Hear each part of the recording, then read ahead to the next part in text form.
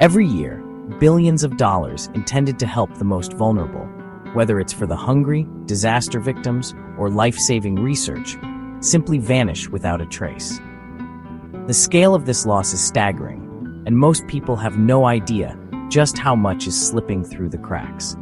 Instead of building wells, funding shelters, or providing food and medicine, this money quietly lines the pockets of criminals who have learned to prey on our compassion and generosity. The projects that could have changed lives are left unfinished, and the people who need help the most are left waiting. These aren't just petty thieves or small-time crooks. They're sophisticated operators, sometimes even entire organizations, who have turned the act of giving into a multi-billion-dollar criminal enterprise. They use business tactics, technology, and psychological tricks to stay one step ahead of the law. They know exactly how to tug at your heartstrings, using powerful images and moving stories to trigger your empathy. They study what makes us care, and then use that knowledge against us, manipulating our emotions to open our wallets. Think about the last time you donated. Was it after seeing heartbreaking footage of a disaster, receiving a phone call, or reading a moving story online? These moments of crisis are exactly when scammers strike, knowing that people are most likely to give when emotions run high. That's the moment scammers wait for, exploiting your trust and your desire to help. They set up fake websites, make convincing phone calls, and even use social media to reach you when you're most vulnerable. They look and sound legitimate, often dressing the part and using official-sounding names. Their events and representatives can be so convincing that even experienced donors and volunteers are fooled. For every real charity, there are dozens of phantom organizations created just to steal. These fake charities often have names and logos that closely mimic real ones, making it nearly impossible to tell the difference at a glance. Some of these scams run for years, operating with convincing websites, glossy brochures, and entire call centers dedicated to tricking people out of their money. They invest in looking authentic because it pays off, big time. They steal logos, mimic names, and hide behind a mask of benevolence. Their paperwork and online presence can be so polished that even experts sometimes struggle to spot the fakes. This isn't just about lost money, it's about eroding trust in real charities. When people discover they've been scammed, they become less likely to give in the future, and legitimate organizations suffer as a result. The true victims are those who never get the help they need because of these scams. Families go hungry, children miss out on education, and communities are left without the support they desperately need. To stop this ripple effect, we must all become more aware and vigilant. By learning how to spot the warning signs and sharing this knowledge with others, we can protect our generosity and make sure our help reaches those who truly need it. How do scammers create fake charities and convince good people to give? It starts with a powerful, urgent story. They invent tragedies or piggyback on real disasters, making you feel you must act now. Next, they build a convincing front, websites, names, and logos that mimic real organizations. They count on you not double-checking the details. Then comes the outreach, fake social media, mass emails, and high-pressure phone calls. These callers are trained to manipulate, pushing you to donate on the spot. Scammers prefer untraceable payment methods, wire transfers, gift cards, or cryptocurrency. They want your money fast, with no way for you to get it back. It's a carefully crafted trap, exploiting your goodwill for their gain. In a quiet town, where everyone knew each other's names and trust was the currency of daily life, something extraordinary began to unfold. Jessica Wallace became a local hero, or so it seemed. She was the neighbor who always had a smile, the first to lend a hand, and the last to leave a community event. She spoke passionately about helping children and veterans, drawing people in with her charisma. Her words inspired hope, and her energy seemed boundless. Jessica didn't just talk. She created charities: the Sham Foundation, Hope for Heroes, Children's Joy Fund. Each one promised to make a difference, and each one had a compelling story. She registered them, built websites, printed materials, and embedded herself in the community. Her flyers were everywhere, and her online presence was polished and professional.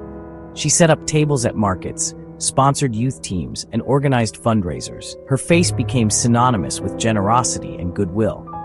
Her physical presence made her seem legitimate. She shook hands, listened to concerns, and always seemed to be in the right place at the right time. Jessica shared moving stories about families she claimed to help, stories she invented. Her tales tugged at heartstrings and opened wallets. People saw a neighbor, a friend, a dedicated advocate. She was woven into the fabric of the town, trusted by nearly everyone. Trust was her greatest weapon. It allowed her to collect donations without question and to operate without suspicion. No one suspected the truth. Every dollar went to her, not to those in need.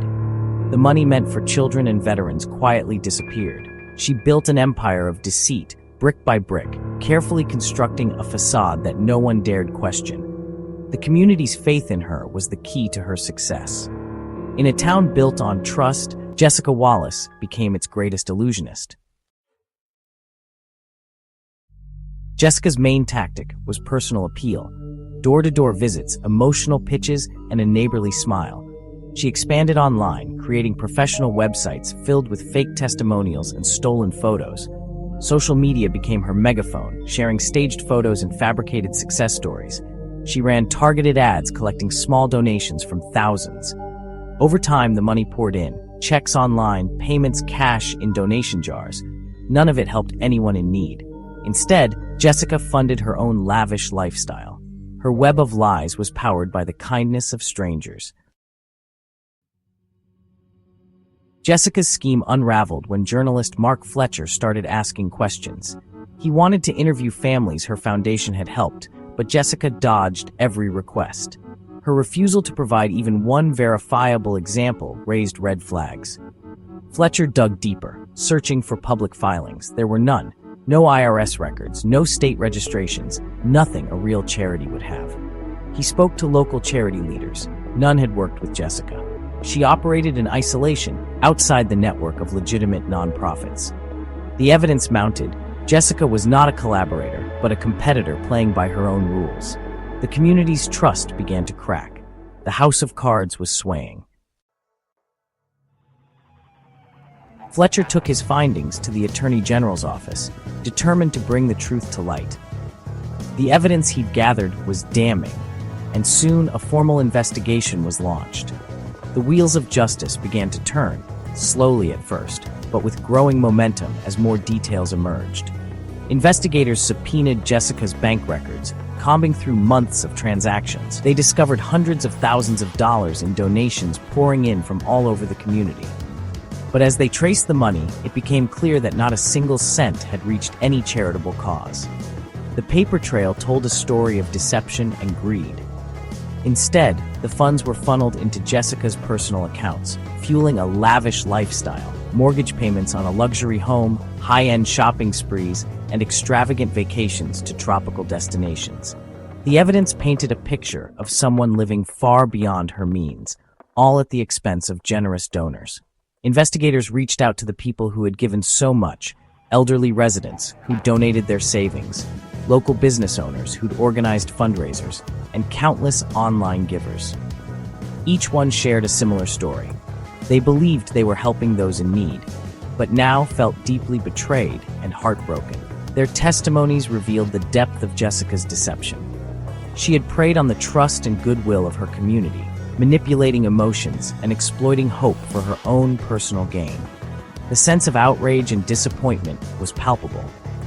Digital forensics uncovered even more damning evidence.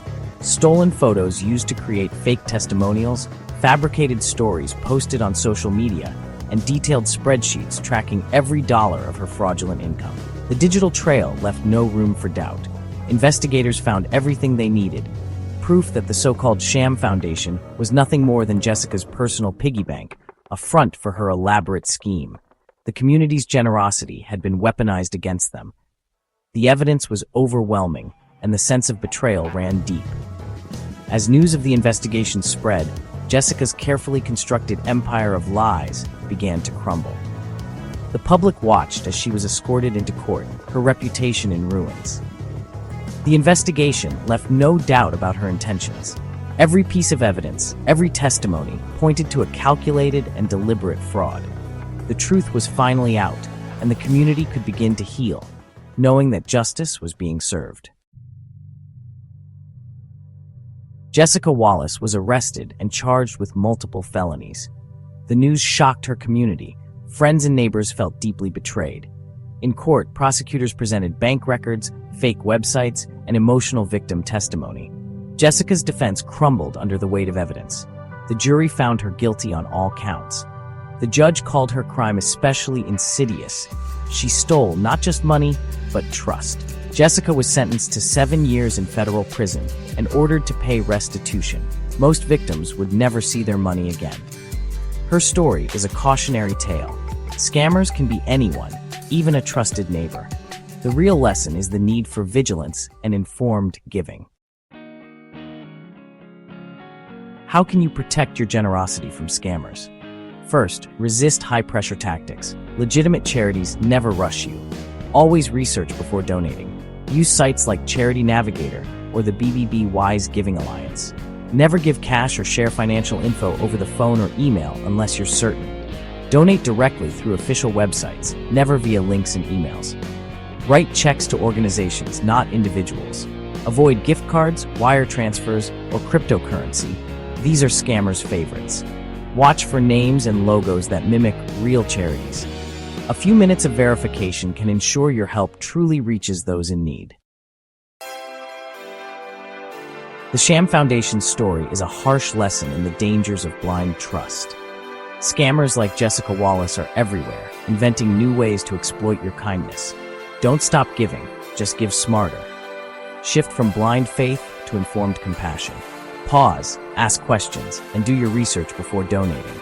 Verifying a charity is responsible, not cynical. Law enforcement and watchdogs fight these scams, but your vigilance is the best defense. Share what you learn. Help protect your community.